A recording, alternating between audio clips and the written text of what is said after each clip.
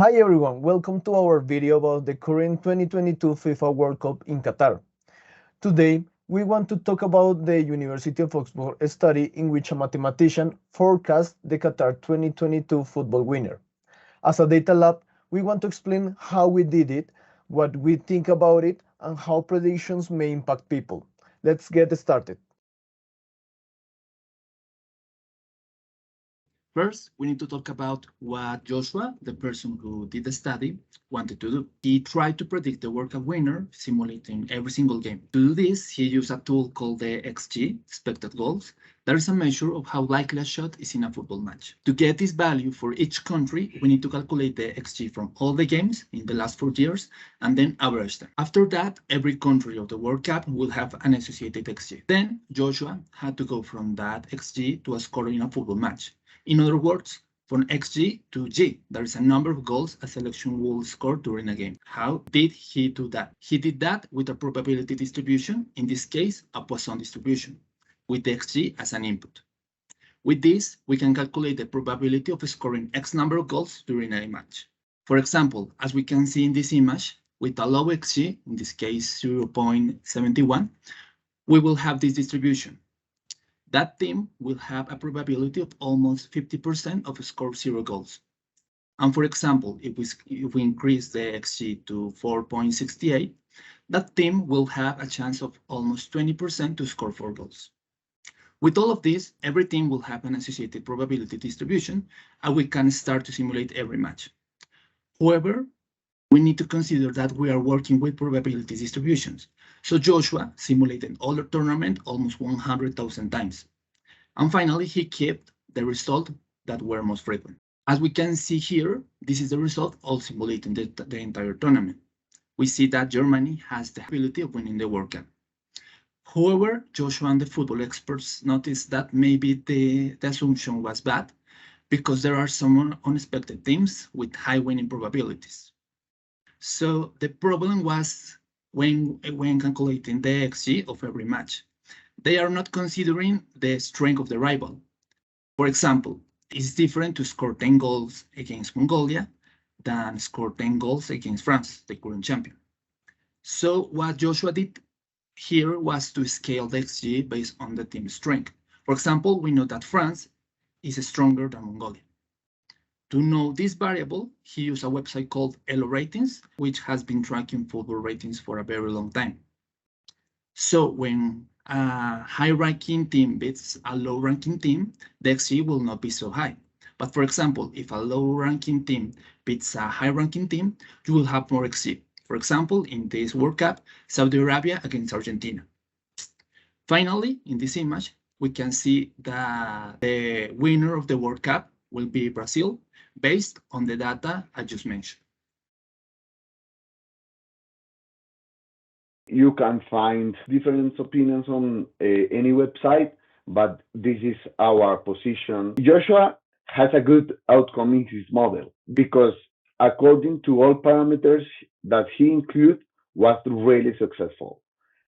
Likely, Joshua has chosen some assumptions based on his experience in the Fantasy Champions Cup.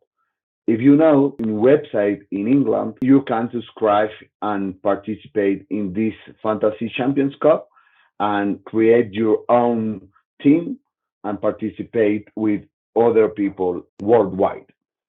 So in data science, when you are making any model, identify bias successfully in your first approach could be your challenge, just to take the best decision to improve your model and achieve the main challenge.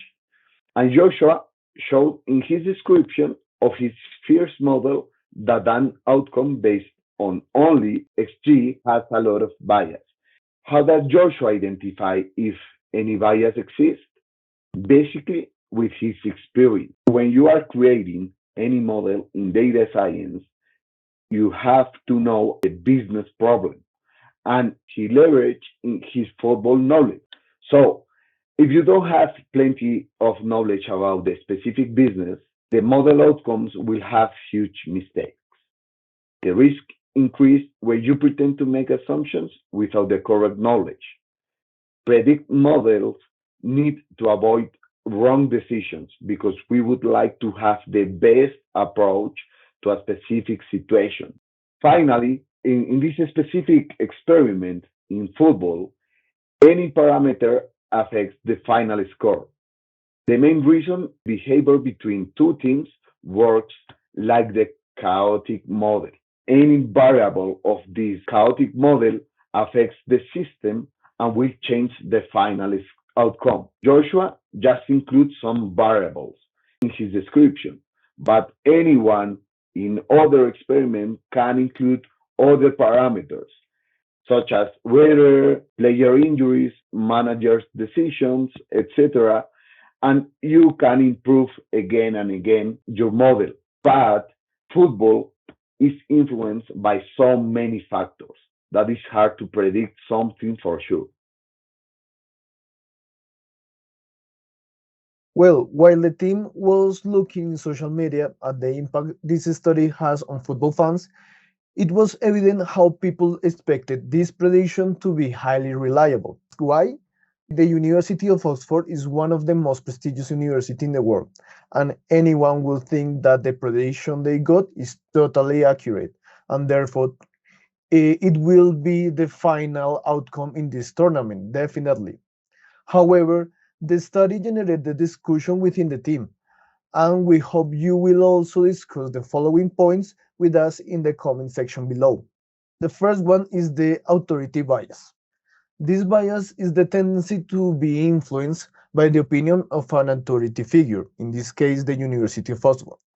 We don't we do not doubt the quality of Joshua's work in the prediction model, but the way in which it was presented on the social media made the audience understand that the result was completely reliable and accurate because if a renowned university like this predicted that result, why should we doubt it?